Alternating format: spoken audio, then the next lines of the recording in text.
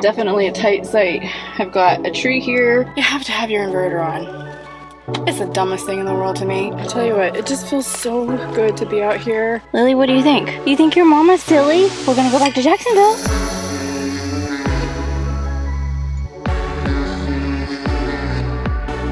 Oh yeah, let's go. Let's go. Lily and I are just getting on our morning walk over here in the Hilton Head area. It's just a cloudy day here today, and we're headed out actually to Thousand Trails. I found 1,000 trails over here that I could go to. The one that I was looking at yesterday that didn't have any reservations available, they have tent sites available, so that should hopefully work. See if it works. If it doesn't, I'll have to have a second option just in case. But I need water really bad, so at least I can fill up with water, dump my tanks, which I just have the gray tank to dump, and hopefully do some laundry, maybe get in a shower. All right, here we go, my friends. We're headed off to the Thousand Trails right now. They may actually have a campsite for me instead of a tent camping site. I'm getting tired of the parking lot camping.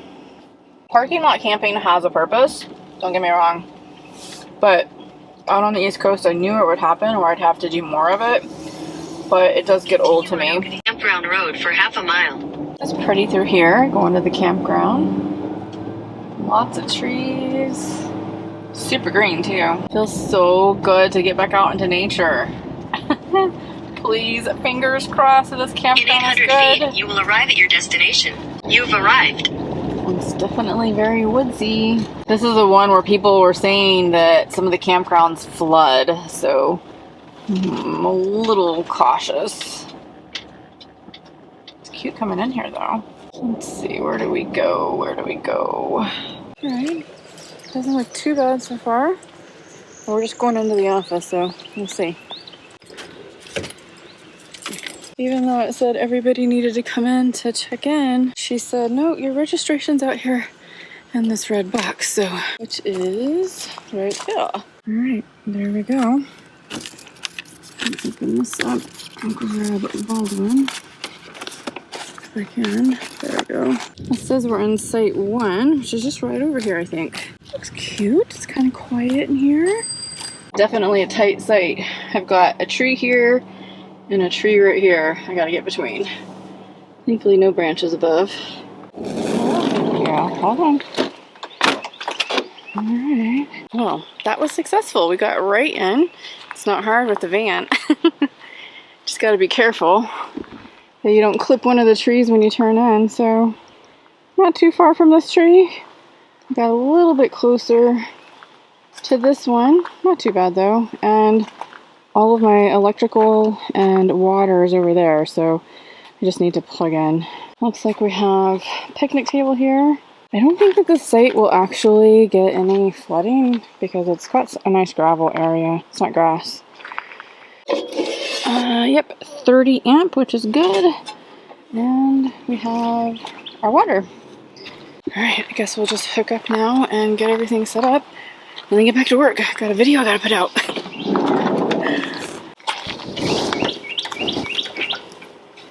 First thing I gotta do is pull the bike out. It's a nice swing away, so this is why I got the swing away, so I can actually put my doors open. And then the last one here is my swing away tire.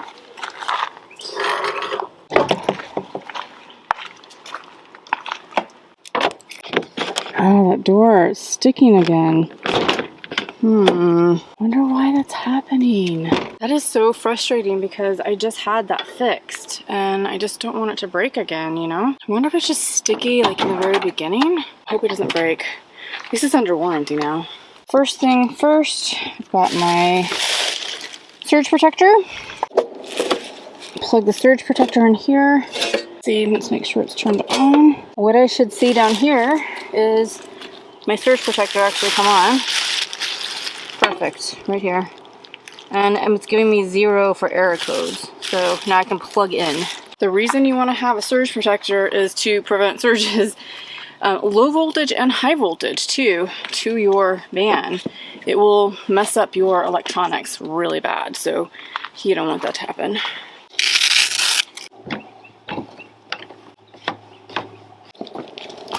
The next thing that I look for is that red light is on right there, and it is, which means we are getting power to the van.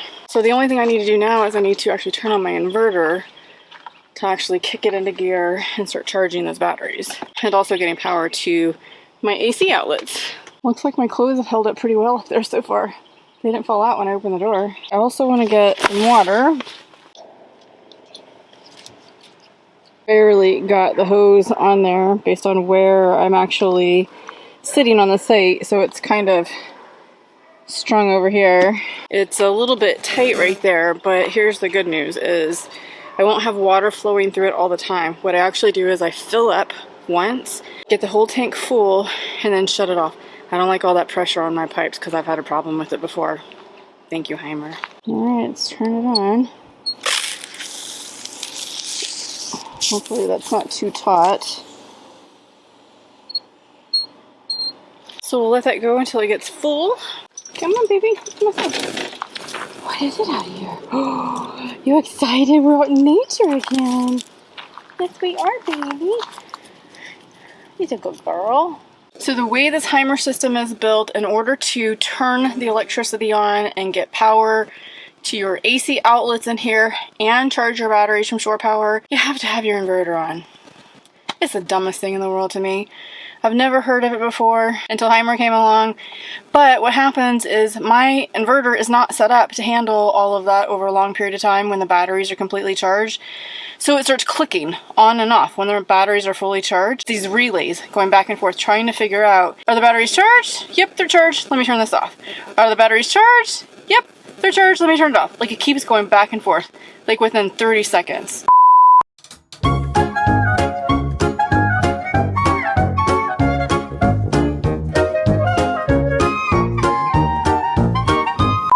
So it's just the way this stupid thing is set up for some reason. I can't turn that clicking off. The inverter doesn't have the capacity to up those limits so that the relays don't continue to go off and on. It's frustrating. Here's what I do, is I have both batteries on. Now look at the voltage right here, it's at 1312. There's no electricity coming to this yet because I haven't turned the inverter on. So I'm going to turn this on and watch the voltage. It should go up. Just heard the inverter come on and there it goes. It's going up. Usually it'll probably go up to like 13.5, 13.65, something like that when it's charging. Let me see my fresh. It's not full yet. Got to keep an eye on that. I don't want flooding in my area. So that's how the electricity works for the van. Not ideal in my opinion as far as that inverter is concerned. So I just keep the inverter on until everything's charged fully, and then I'll kind of cycle it on and off. Tell you what, it feels so much better to be out here in nature. Holy cow, it feels so good. I miss this. I know I'm not a fan of campgrounds. When I came in here it was pretty quiet, so hopefully it stays that way. It's a little muggy right now, but I've got the windows open. I know I have access to the AC, but it's loud. I don't want to use it. Again, acclimating. I swear it's gonna work one of these days. But I did want to show you, so I have this window open and I have this window open. These are my side doors. And then I have my fantastic fan going in there. And then, voila, my USB fan. Now, guys, here's the thing. That USB fan is the bomb. Like, I'm telling you. I've talked about this before. It's one of my very, very favorite things, and I'll tell you why. So, one uses a USB to charge. You can use two different types of USB ports. So there's USB-C and what is it? Just USB? I don't know what that's called. Yeah. Like I said, I fly by the seat of my pants all the time. And then what I like about it too is it has a clamp. You can clamp it onto stuff, or with it just sitting right here on the counter, I have it sitting perfectly where it stands like that. And you can turn it this way, you can turn it up, you can swivel, like, it's an amazing fan. And wait, but there's more. You know what I'm talking about. This fan, like right now it's a bit muggy outside, but when I turn this fan on and it's directly on me, it actually feels chilly. It feels really good. So I don't know why. When I first started RVing, I didn't really have a whole lot of fans, and then I got this fan, I was blown away by it. And then I have a second one, I don't know if you can see, right up here that faces down. It's right there. And then it also charges. The point is I have multiple fans to keep me nice and cool. 2 I can put back there at night, and then I bring this one over here while I'm working, and then it just faces this seat, which is where I sit while I work. Yeah, love it. Parking lot surfing. Let me talk to you guys about that. I am not dissing parking lots at all. Of course I don't prefer it. Nobody does, I don't think.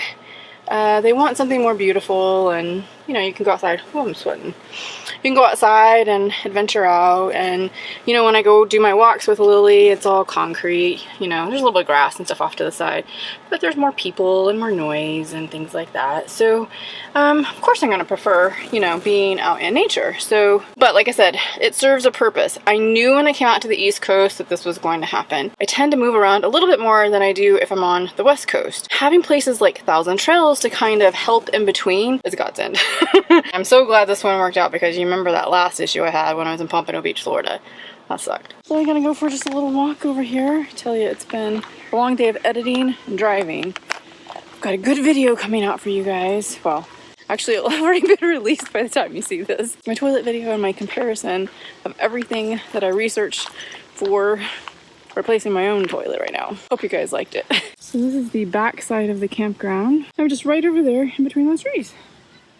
I did, of course, spray myself with no-CMs, and hopefully that will stop mosquitoes and the no-CMs. It's not getting to be nighttime right now, so hopefully they'll stay put. I tell you what, it just feels so good to be out here, be in nature, hear the birds, see all the trees, no concrete.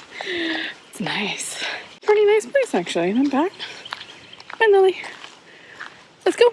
There's my baby. Well, besides this baby. But there's my other baby.